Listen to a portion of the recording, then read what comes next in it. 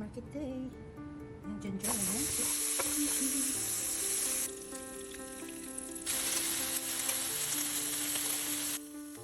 Yan ang ating masarap na breakfast.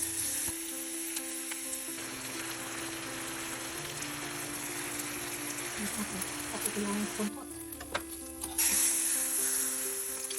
Ayun ang ating squid.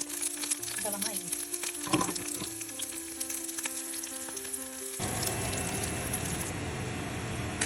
My fruit salad. How does it curry salad? 2 minutes. Perfect ang pagkaluto. Baked whiting fillet. Ayun. Successful ang ating beach sobicho. So ito siya. Bulburan mo lang siya ng brown sugar or white sugar after siya maluto. Ganyan lang siya kabilis. Ito kasi ang unang bitso-bitso na alam ko. Kasi dati sa amin madami nagtitinda ng ganito. Lalo na yung mga maraming tanim na kasawa. So most of the time, ang bitso-bitso sa amin sa Cebu ay gawa sa kasawa. So ito na nga yun. Bitso-bitso ni Mrs. G. Cebuano version. Cebu version. Hey. You. Happy birthday to you.